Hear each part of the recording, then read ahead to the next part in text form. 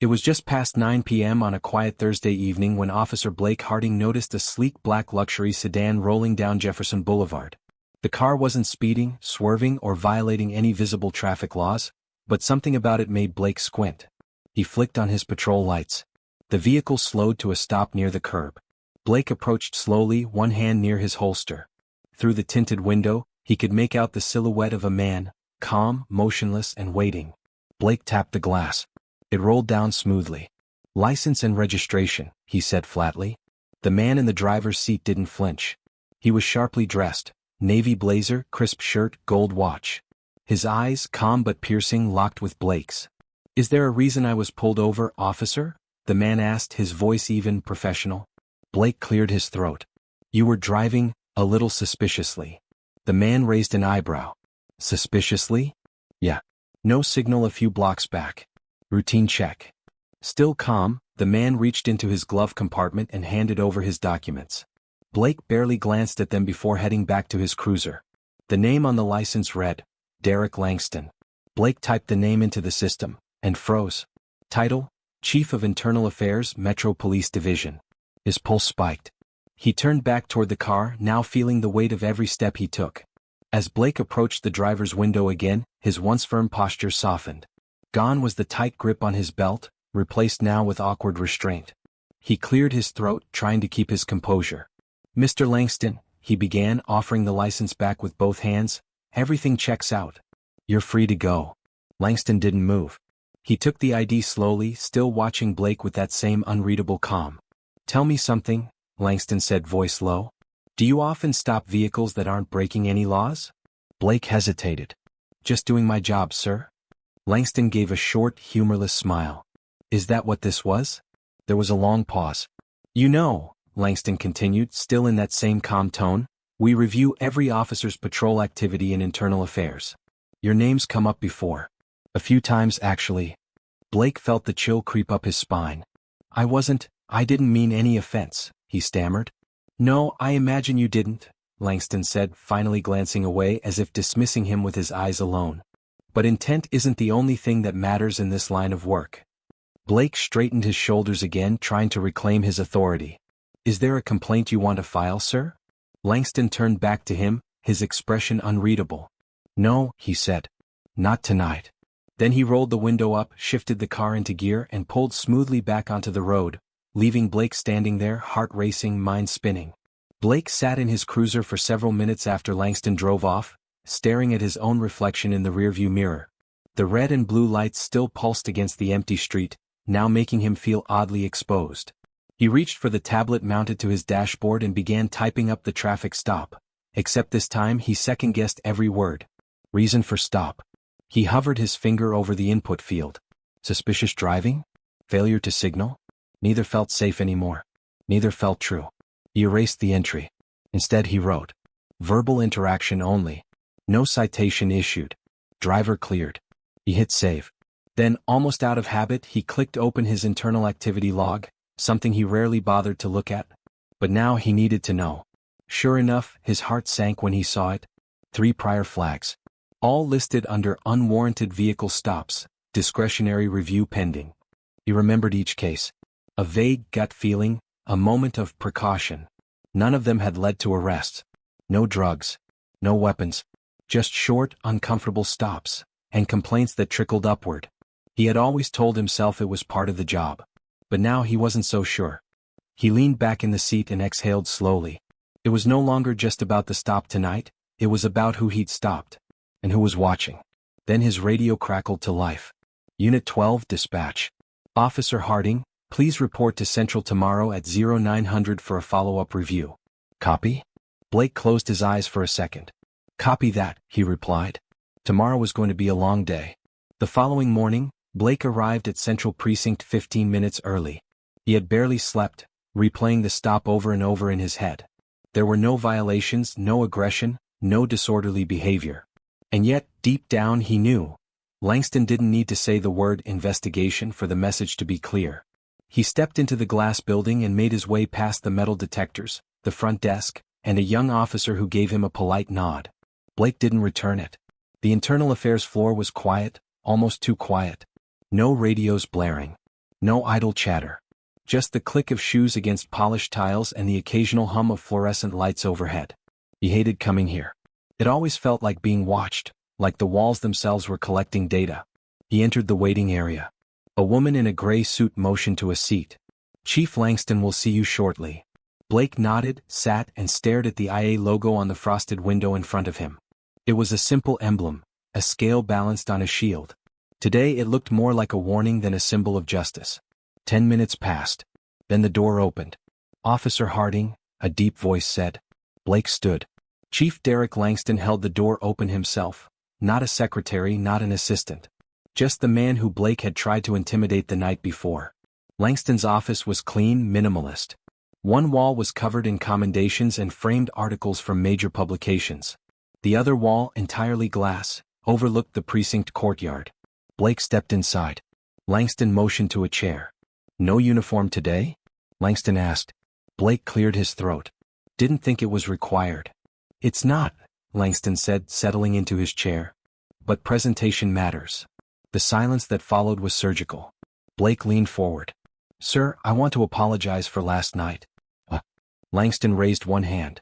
"Let's be clear. This is not a disciplinary hearing, yet. I didn't bring you here for an apology. I brought you here to understand something." Blake nodded slowly. "Yes, sir." Langston tapped a folder on his desk, thick, filled with sheets that looked far too familiar. "This is your activity file. It includes data pulled from bodycam reviews, dashcam GPS logs, and civilian reports. The pattern is consistent." Blake swallowed hard. "Sir, I never meant to target." "I didn't say you meant to do anything," Langston interrupted. "But that's the problem. You're not thinking before you act. You're operating on impulse, assumptions. That's dangerous." Blake said nothing. There was nothing to say that wouldn't sound like an excuse. Langston leaned back, folding his hands. "You know how I got this position, Officer Harding?" Blake shook his head. "I started my career on night patrol just like you. I pulled over cars based on what I felt. One day I made a bad stop. Harassed a man in front of his kids. Turns out he was a city councilman." Blake blinked. "What happened?" Langston smiled faintly. "He gave me a choice, bury the report or use the moment to grow. I took the second option." Another silence fell. But this one wasn't cold, it was instructive. "I'm offering you something similar," Langston continued. "Mandatory bias review training. Community review sessions. A probation period for discretionary stops. Refuse and we open a formal inquiry." Blake looked down, heart thudding.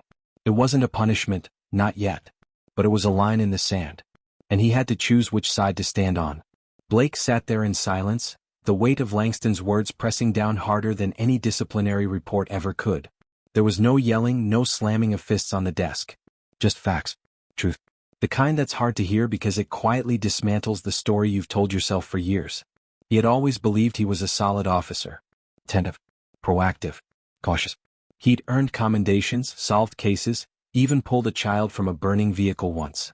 But Langston's file, the one sitting thick and undeniable on that desk, held something else. A pattern. "Sir," Blake finally said, voice steady but quieter, "I've never thought of myself as someone who jumps to conclusions. But maybe I have. I guess that's the problem with instincts. They can be wrong." Langston nodded once. "That's a start." Blake looked up at him.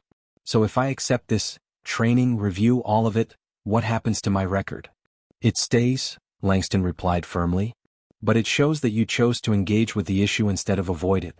That matters more than a clean sheet that's built on silence." Blake leaned back, running a hand through his hair. It would sting, being put under review, knowing his colleagues might whisper that his stops would be dissected. But not doing it? That meant turning his back on everything he claimed to stand for. "I'll do it," he said more confidently this time. "All of it." Langston didn't smile. He didn't congratulate him.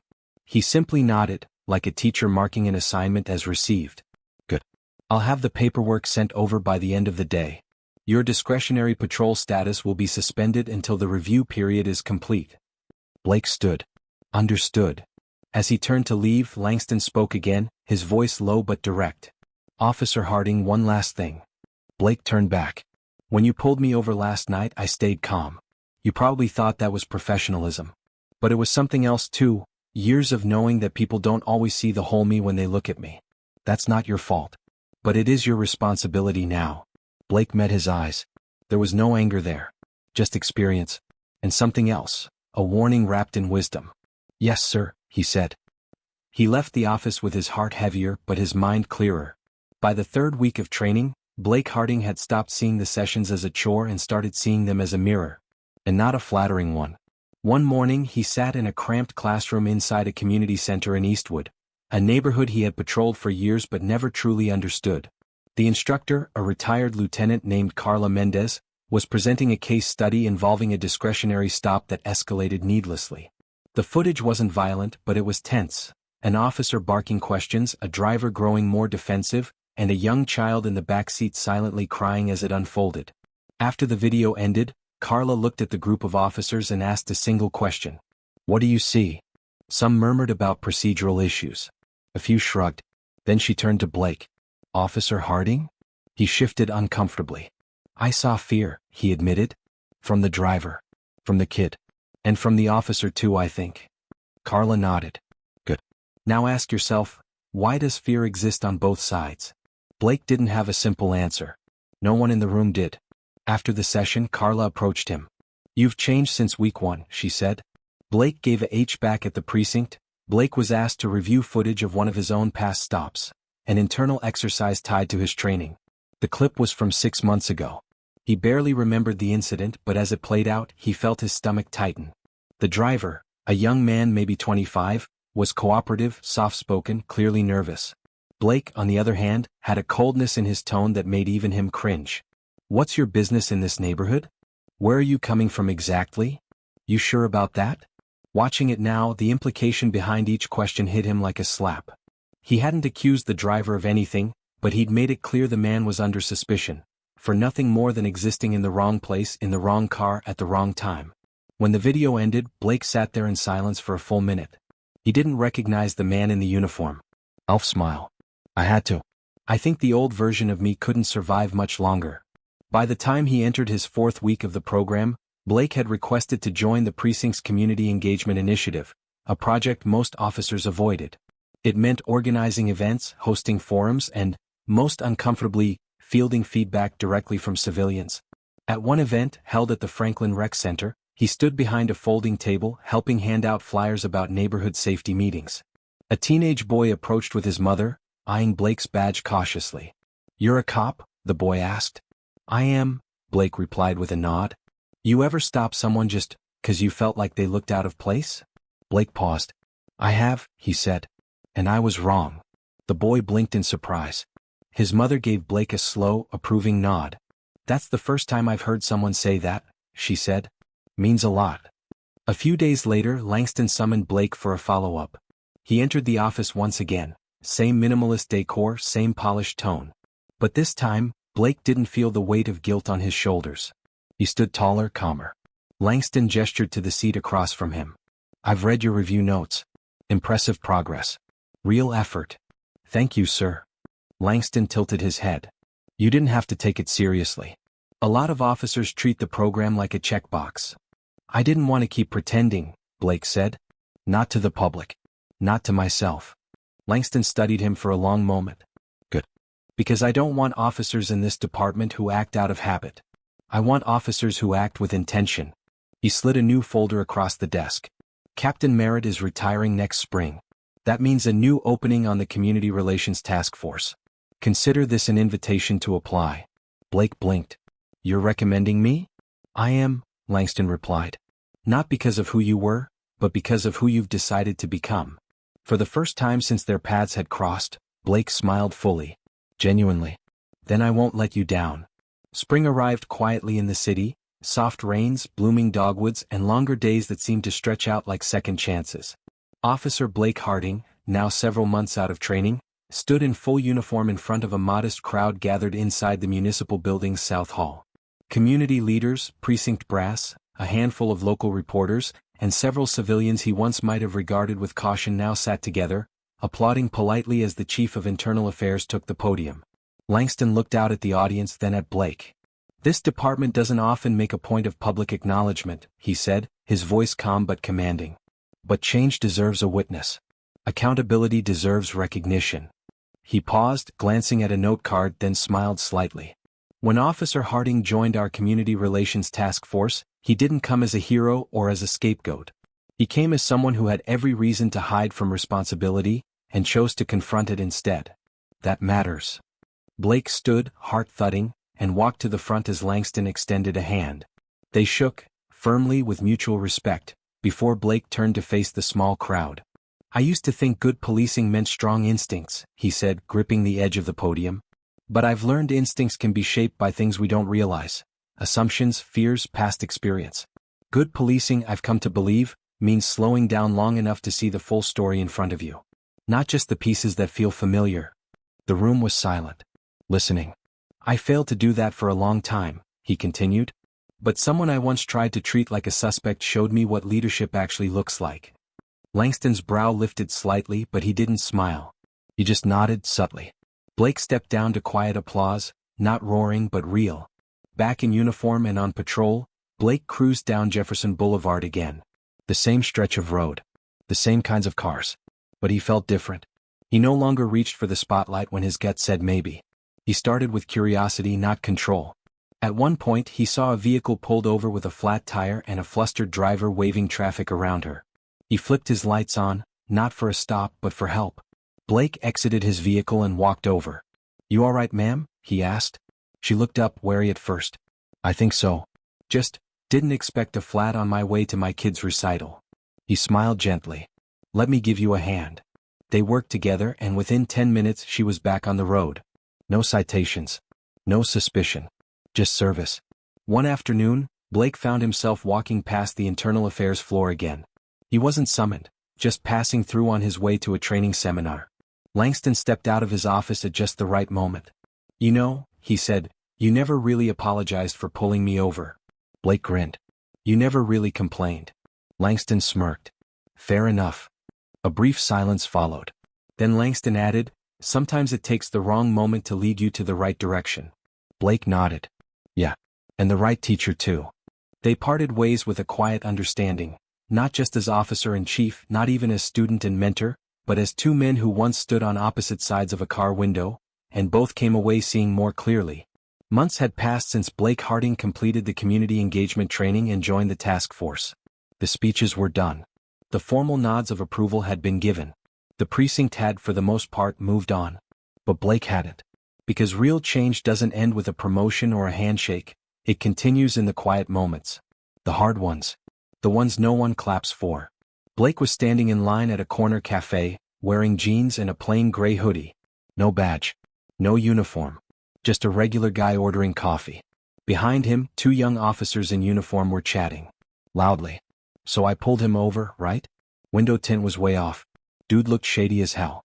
You should have seen the look on his face. Blake's ears perked up. The second officer laughed. "Let me guess, out-of-towner, nice car, wrong side of the city?" "Exactly," the first replied. "I mean, come on." What was he expecting? Blake turned around slowly. The officers blinked when they saw him, recognition dawning quickly. "Officer Harding." Didn't see you there." Blake didn't smile. "I heard what you said." One of them shifted uncomfortably. "It was just a story, sir. No harm." "No harm," Blake repeated, voice low. "Tell me, did you actually write up the window tint violation? Or did you just stop him because something felt off?" Neither officer answered. Blake nodded once. "Come to room B12 tomorrow at 0900. I'll be leading a discussion for discretionary patrol ethics. Would love your input." He didn't wait for a reply. Just turned, collected his coffee and walked out. The next morning both officers showed up. Maybe out of obligation. Maybe out of curiosity. Or maybe because something in Blake's tone had stuck with them. The session was honest. Blake didn't lecture, he asked questions. What assumptions do you make before a stop? What signs do you trust? Have you ever been wrong, and what did you learn when you were? It wasn't dramatic. No one stood up in tears. No one made confessions. But the room was quiet, engaged, and different when they left it. One rainy evening, Blake was driving through Hillview. Music low. Wipers clicking. His radio crackled with an all-units alert. A robbery suspect possibly heading north on Ashland, vehicle described as a black SUV. 2 blocks later, a black SUV turned the corner. His pulse kicked. But this time he didn't act on instinct. He double-checked the plate, called it in, waited for confirmation. The match came back negative. Just a dad on his way home with his daughter in the back seat. Blake exhaled. Before, he might have pulled that car over without hesitation. Now he knew better. Now he trusted process over suspicion. He watched the SUV disappear into the night. Months later, Blake stood outside the precinct after a long shift. Langston joined him, both sipping from vending machine coffee cups. The air was crisp, dusk painting the city in amber tones. "You stayed the course," Langston said. Blake chuckled. "Still walking it." Langston glanced at him. "You know what I think?" Blake raised an eyebrow. "I think the best officers aren't the ones who never screw up. They're the ones who recognize when they do, and change fast enough that the job doesn't change them first." Blake nodded slowly. "I used to think being a cop meant proving I was right. And now I think it means listening harder. And being okay with realizing I was wrong." Langston finished his coffee and tossed the cup into the trash. "You've got a good future ahead of you, Harding. Not because you're perfect. Because you're willing to get better." Blake didn't say anything. He didn't need to. He just stood there looking out at the city, not as a threat to be managed but as a community to understand.